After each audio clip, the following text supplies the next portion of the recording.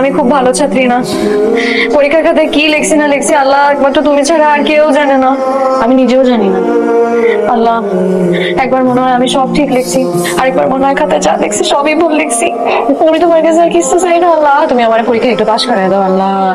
ও আল্লাহ, আমার একটু পাশ করাই দাও আল্লাহ। আপা, আপনি পাস করছেন। খালুজান সারা গ্রামের সবাই মিষ্টি খাওয়াচ্ছে। তুমি তো আমাদের সবাইকে অবাক করে দিয়েছো। জি স্যার। এত ভালো রেজাল্ট, কংগ্রাচুলেশনস। যে মেয়ে কিনা সারা বছর পড়াশোনা করার পরেও তার রোল নাম্বার ৮০-৯০ নিচে নামাতে পারে না, সে কিনা সবচেয়ে ভালো রেজাল্ট করেছে। স্যার, অয়ন স্যার কোথায়? ওনাকে কোথাও দেখতে পাচ্ছি না। অয়ন তো চলে গেছে গত মাসে রিজাইন করে। কি বলেন স্যার?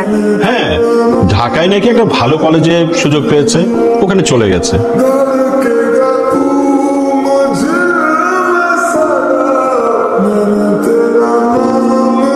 স্যার আমাকে একটা কথা সবসময় বলবা, মন থেকে চাইলে নাকি আল্লাহকেও পাওয়া যায়।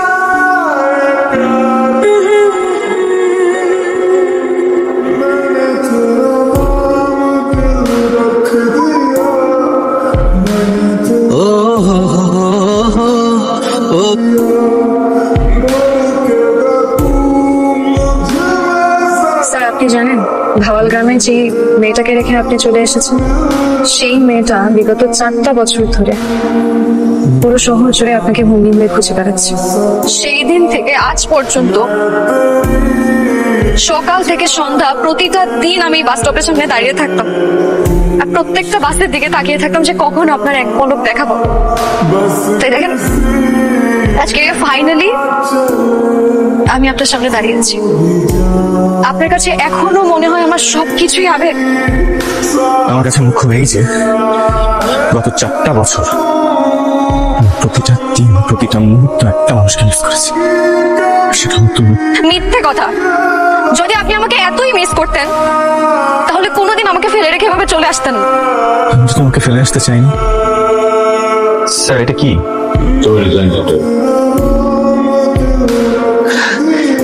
স্যার আমি তো কোনো রেজাল্টেশন দেইনি।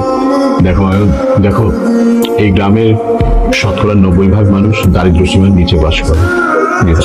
সামান্য 2-1 প্রভাবশালী ব্যক্তির সহায়তায় স্কুলটা চলে।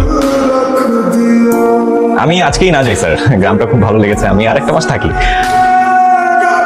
1 মাস তো অনেক সময়, তোমার একদিন এখানে থাকবে না, আজই চলে যাবে। ঠিক আছে স্যার, আমি আজই চলে যাব। তবে স্যার মানে উনি যদি একটু অনুমতি দেন তাহলে আমি একটু যাওয়ার আগে তোর সাথে দেখা করে যেতে। তোমাকে আমি ভালো ছেলে বলে জানতাম, দেখতো তাই মনে হয়। আমাকে যেন এমন কোনো কিছু করতে না হয় যাতে তোমার চরিত্রে দাগ পড়ে। আশা করি অনুমতির বিষয়টা বুঝতে পেরেছি। তুমি সবসময় ভেবেছ না তোমার ভালোবাসাকে কখনো গুরুত্ব দিই, ছেলে মানুষের গুলো উড়িয়ে দিয়েছি, কিন্তু আমি তো আমার অনুভূতি প্রকাশের কখনো সুযোগই পাই। আমি তোমাকে সত্যি অনেক অনেক ভালোবাসি ধরি। স্যার এতদিন তো আপনি আমাকে অনেক চ্যালেঞ্জ দিয়েছেন, আজকে না হয় আমি আপনাকে একটা চ্যালেঞ্জ দিই, রাখবেন?